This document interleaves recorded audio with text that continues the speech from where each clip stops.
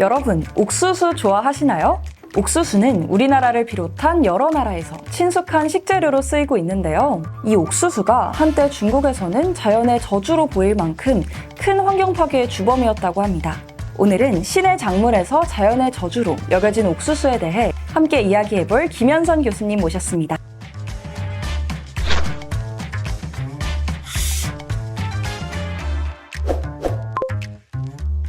안녕하세요. 안녕하세요. 네, 간단하게 자기소개 부탁드릴게요. 저는 동국대학교 문화학술원 HK 플러스 사업단 HK 연구교수 김현선입니다. 저는 역사시대 중국의 환경 변화와 감염병 유행이라는 주제에 관심을 가지고 있으며 현재 동유라시아 물품 문명 문화사라는 HK 플러스 사업단의 아젠다와 관련하여 인간의 욕망으로 인한 물품 소비가 가져온 질병과 환경 문제 그리고 중독성 물질에 주목하여 연구를 진행하고 있습니다. 네, 교수님 반갑습니다. 저희가 오늘 옥수수에 대해서 이야기하려고 교수님을 이 자리에 모셨는데요. 이 옥수수가 정확히 언제 그리고 어디서 유래된 건지 궁금합니다.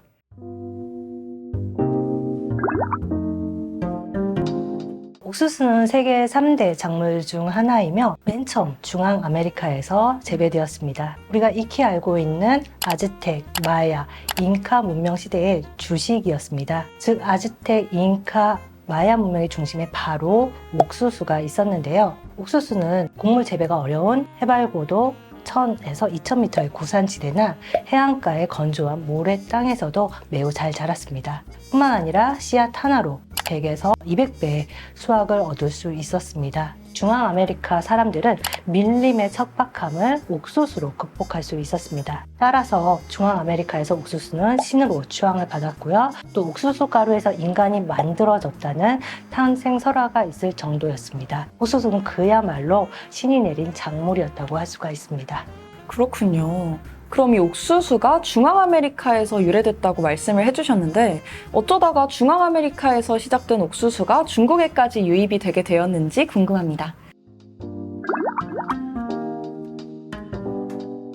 16세기 에스파냐가 아즈텍, 잉카 문명을 정복하면서 옥수수는 감자, 토마토 등과 함께 아메리카에서 유럽으로 전래되었습니다. 해상 교류를 통해서 동아시아에도 옥수수가 전해졌습니다. 중국의 경우는 16세기 중엽 해로를 통해서 전해졌으며 해로 외에도 인디아, 미얀마, 윈난의 육로를 통해서도 옥수수가 전래가 되었습니다.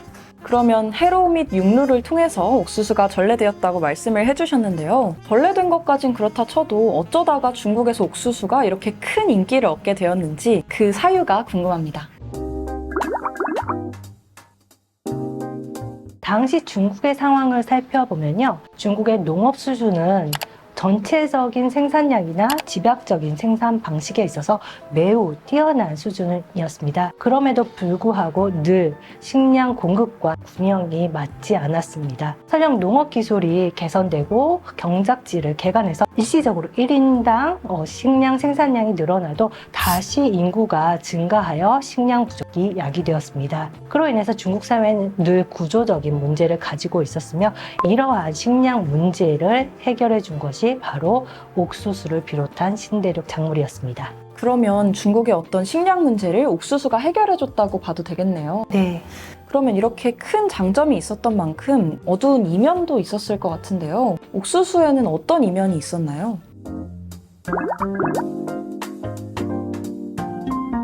당시 아메리카에서 전래된 이 새로운 작물은 주로 구릉과 산악 지역에서 화전 농법에 의해서 경작되었습니다.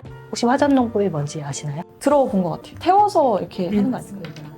특히 상장, 장강 혹은 양쯔강이라고 많이 알고 있는데요. 상장 중류 지역을 그 예로 살펴보면 당시 사람들은 숲에 불을 질러서 화전을 일구었는데 화전은 비료를 주지 않아도 수확량도 상당한 양을 기대할 수 있었습니다.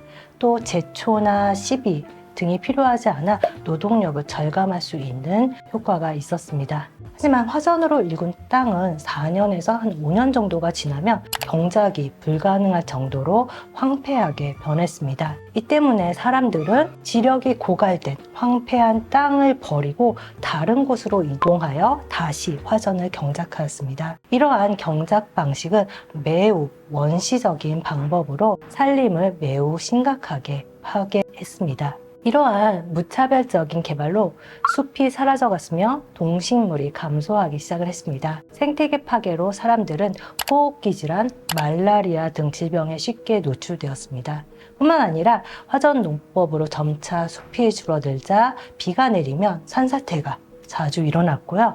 산비탈에 흘러내린 토사가 강바닥에 쌓이면서 계곡 주변에 홍수 등 환경 폐해가 빈번하게 발생하기 시작했습니다. 특히 청말에 이르면 창장 중류 쪽에서는 홍수가 거의 매년 발생할 정도로 일상적인 일이었습니다. 홍수 이후 그리고 이질, 콜레라 등 수인성 전염병이 빈번하게 유행하기 시작했고요. 이를 통해서 환경 악화로 자연이 인간을 재배하기 시작한 것을 우리는 확인을 할 수가 있습니다.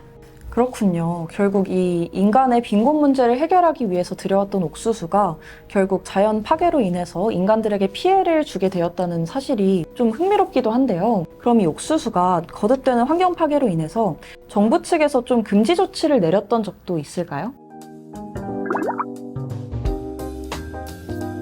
중국 전반적으로 시행된 건 아니고요. 장강 하류에 안희성이나 혹은 절강 일부 지역의 신사들이 성 당국자에게 산간 지역에서 옥수수 재배를 금지할 것을 신청한 적이 있었습니다. 그래서 일시적으로 조치가 내려진 사례도 존재합니다.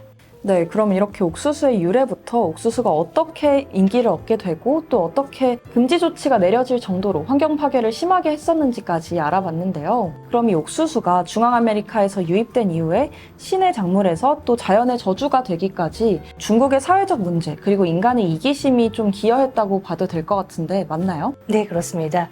옥수수의 중국 유입과 환경 파괴는 신이 내린 작물이 인간의 탐욕과 무분별한 개발로 인해서 우리에게 자연의 저주로 돌아오고 말았음을 보여주고 있습니다. 저희가 기억해야 될 것은 동서양의 자연관과 환경 문제를 바라볼 때 일반적인 시각 혹시 뭔가요? 환경을 파괴하면 안 된다 이런 거 아닐까요? 네, 그것도 있을 테고요. 자연 파괴적인 서양의 자연관과 달리 동양은 자연 친화적이며 환경에 대해서 우호적이다라는 것이 일반적인 시각일 것입니다. 더불어서 환경 문제는 근대 산업화 이후 발생했으며 자본주의적 생산 시스템과 기술 문명에 의해서 악화되었다는 것이 또 일반적인 시각입니다. 하지만 원시 시대로의 회귀나 동양의 자연관 회복이 환경 문제를 해결하는 열쇠가 될 수는 없으며 현대 문명을 환경 악화의 주범이라고 보는 것은 매우 단편적인 시각이라는 사실을 옥수수와 환경 파괴를 통해서 우리는 확인을 할 수가 있습니다. 더하여 21세기 우리는 옥수수를 바이오 연료로 또 가축 사료로 사용하면서 유사한 환경 문제에 직면하고 있습니다. 그리고 여전히 해결되지 않은 과제로 남아있는데요. 이제 신의 작물이 다시 재앙이 되지 않도록 역사를 통해서 성찰해보는 기회가 되었으면 합니다.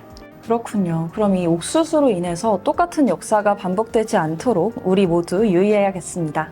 네, 오늘은 이렇게 옥수수의 중국 유입과 환경 파괴에 대해 알아보았는데요. 익숙한 구황작물이 중국의 역사와 관련된 이면이 있다는 점이 흥미로웠습니다. 이렇게 유익한 이야기를 들려주신 교수님께 다시 한번 감사의 말씀 전합니다. 감사합니다.